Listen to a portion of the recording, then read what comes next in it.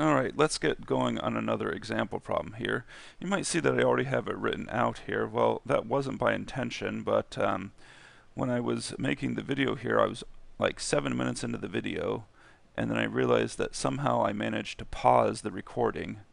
And so I don't know where my recording had paused, and I had almost all the work done, so I'm like, oh crap, I gotta go back and do the whole problem again. So I did bother not to erase the actual problem itself, but we'll go ahead and read through it here. So a poster that has a total area of 200 meters squared. Well, that doesn't make sense here. I just realized, fix this, because then the left and right margins are 1 inches. Let's just go ahead and make this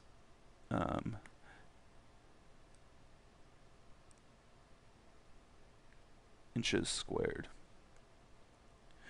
Alright, so poster has a total area of 200 inches squared.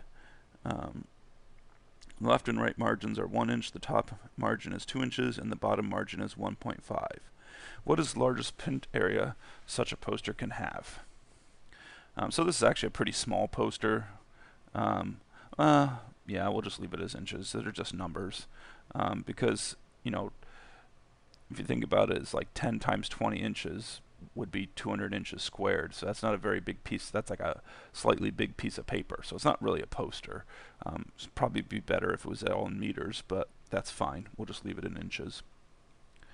Alright, so what are we optimizing? Remember, we always want to write down what we're optimizing. So we're optimizing, and I'm going to emphasize here the print area. And of course, we should all be familiar with this if we've ever printed anything in our lives, that you have margins when you print something, and so you have a print area, and then you have your margins where nothing gets printed. So we're trying to optimize the amount of area that gets printed on. In other words, we want to make that a maximum. So I'm going to draw, next thing is draw a picture of the situation, and this isn't necessarily going to be to scale or 100% accurate, but again, these pictures are really just to get it so we can organize our thoughts, so we can write some equations down. So I'm not going to necessarily draw this to scale at all, but I'm going to kind of use these boxes to indicate dimensions here. So we have 1 inch, so I'll come in on the left and right 1 box for the 1 inch, and then I'll come down 2 boxes for the 2 inch top, and then kind of 1.5 for the bottom one. Okay, so I'm going to write this here and then erase it. What we're trying to get here, this is inside the red box, this is my print area. That's what I'm trying to maximize. Okay, so not a problem. We're trying to maximize that. Now we should write down some equations, some piece of information we have. Well, we know that the area of the poster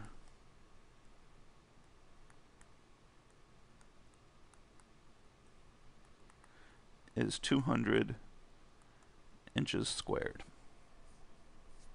So I'll even say area, and I'll put a subscript poster is equal to 200. Now, I don't have anything labeled here to do that, so oftentimes the easiest thing to do is just put some variables down and label them. So I'll make the width here x, and then the height here I'll just make y. And that's just kind of going the similar way where you make your horizontal x and your vertical y. No other reason for that. So what I can do here is I can write an equation that x times y equals 200. Now, that equation in itself doesn't actually help me with any of my optimization at this current point. We will use that equation here a little bit, but we want to really try to get an equation for the area of the print area. So let's go ahead and label some things in the, even though they're kind of drawn this way in the diagram, let's remind us that this is 2 inches. This here is 1 inch. This is also 1 inch. And that this here is 1.5 inches. Now I still have a rectangular, it almost looks like a square here, but I still have a rectangular red shape here. So I know that area of a rectangle is just length times width, or width times height, however you want to think about it. So let's go ahead and write some of these dimensions down here. So let's look at this blue side here of this red rectangle. Well, if I think about it, the vertical side here, the whole length from up here, up here all the way to down at the bottom is just equal to y. But then if I subtract off, now you have to subtract off both margins, we get that the dimensions of that blue side are y minus 3.5. Now similarly, we can go ahead and look at, for instance, this top side, which I'll color green. And it's horizontal, so we should use the horizontal pieces. And again, we have x, but then I have to subtract two margins. So I would have x minus 2. All right, now we have actually the ability to write an equation down that we want to optimize. And I'll write it down just one time. I'll say area of the, I'll say a sub print. From now on, I'm just going to write a for area. But this would be the width, which is x minus 2, times the height, which is y minus 3.5. Now, as it is, this isn't very useful to me because, again, if we go back to what we need to optimize is we need an equation with one variable, and I've got two variables here. That's where this other equation comes into play. We know that x times y is 200. So I could just simply write that solving this for, well, you can solve it for either one. I'm going to just go ahead and solve it for y, but it doesn't matter which one you solve it for. So I'm going to say y is 200 over x. So then I can substitute that into this equation and get x minus 2 times 200 over x minus 3.5. Now I've got a single equation with one variable that I can optimize, and it's what I want to optimize. Now, before I would go through and take a derivative, I would probably multiply this out, because this is something that's pretty easy to multiply out, and I don't want to have to use the product rule. So let's multiply this out. So you would wind up with 200 minus 400 over x minus 3.5x plus 7. So I'm going to clean this up a tiny bit. Minus 3.5x minus, I'm going to write this as 400x to the minus 1. And I'm doing that because I'm going to be taking a derivative here. So I'm already putting it in the negative exponent form, plus 207. Then I go ahead and take a derivative. So this would be negative 3.5 plus 400 x to the minus 2, because again the negative 1 would come down and multiply that negative, giving me a positive, so 400x to the minus 2, and then of course the derivative of 207 is 0. Now we're ready to find my critical numbers, so I set this equal to 0. But as I'm setting it equal to 0, I'm going to go back and convert to positive exponents, since I'm trying to solve an equation. And so we get negative 3.5 plus 400 over x squared, which would get me 400 over x squared is equal to 3.5. So x squared would be 400 over 3.5. X squared would be not x squared, trying to solve this. X would be plus or minus the square root of 400 over 3.5, which is approximately plus or minus 10.69. Now we get two numbers again here, like we did in the previous example, but we should think about this. Only one of them really makes sense again. the only critical number that makes sense is x equals the positive. Now, you don't want to get in the habit of saying, well, it's always the positive. It really depends on the problem. The reason it makes sense that it's only the positive here is because we're talking about dimensions. But if you're talking about something like temperature, temperature can be negative, unless you're talking about Kelvin, which is an absolute scale. But Celsius or Fahrenheit can be negative temperatures. So don't just automatically assume that a negative number is bad. You have to look at the context of the problem. And in this problem, because we're talking about dimensions, negatives clearly don't make sense. So x equals 10.69. But again, we're still not done with this problem because we have to verify that we've found a maximum, because that's what we're trying to do, is we're trying to maximize. So now we have to either apply the first or second derivative test. I'll go ahead and apply both of them in this case again one more time. So let's go ahead and look at my first derivative again. Let me write it down here.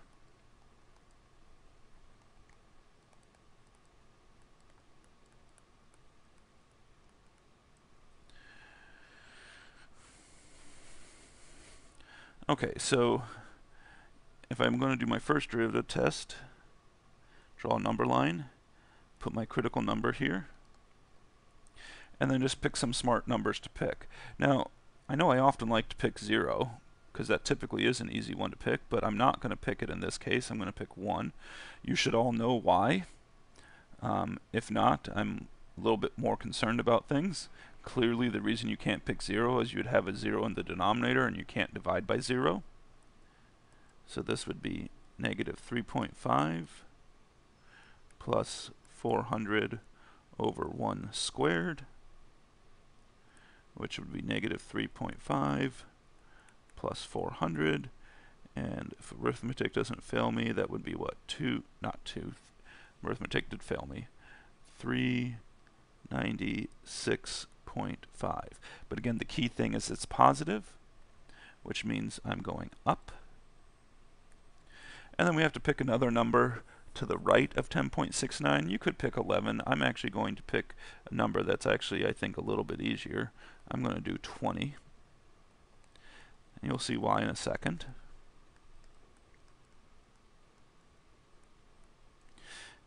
Because this would be negative 3.5 plus 1, because 400 over 20 squared is 400, and then this would just be negative 2.5,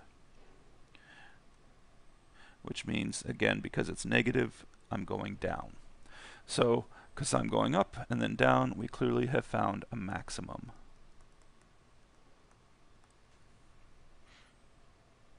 Now let's go ahead and do the second derivative test just to make sure that we understand there's more than one way to do these. And just want to emphasize again, on quizzes or exams, you only have to do check either using the first or second. You don't have to check using both. Just one of them will suffice. So let me write my first derivative down again. Now I'm going to go ahead and write this back with the negative exponent since I'm going to be taking another derivative. So the second derivative, well, negative 3.5 derivative would be 0, and then I'd get minus 800 x to the negative 3, negative 800 over x cubed, which then, remember, with the second derivative test, you actually substitute in the critical number.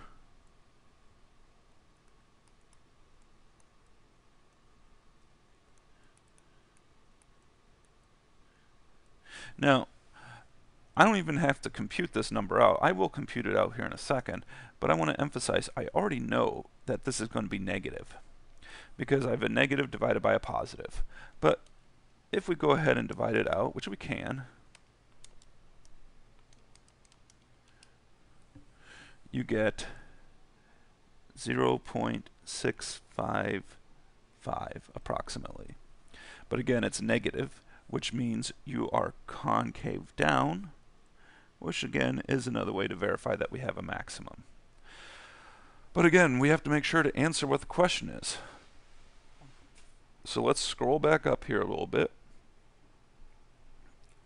what were we trying to do? We want to know what the largest print area, what is the largest print such a poster can have. Basically, we want to optimize the print area. So I want to know what the largest print area is. So I have this equation for print area. Now I have the one with y, but why don't we use the one with x here? In fact, I could just go ahead and use any of these equations, but let's go ahead and use the one where it's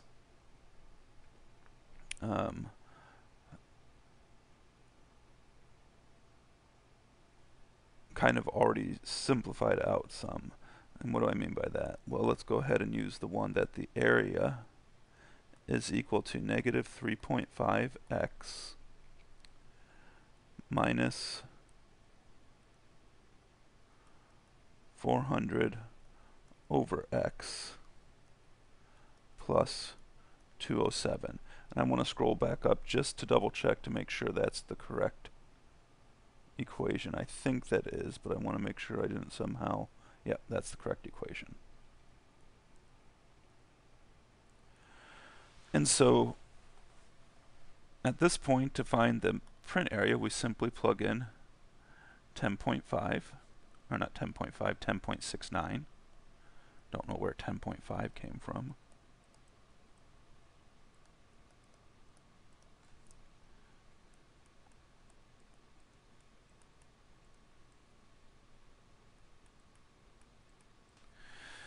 And then I'll go ahead and punch this into my calculator right here.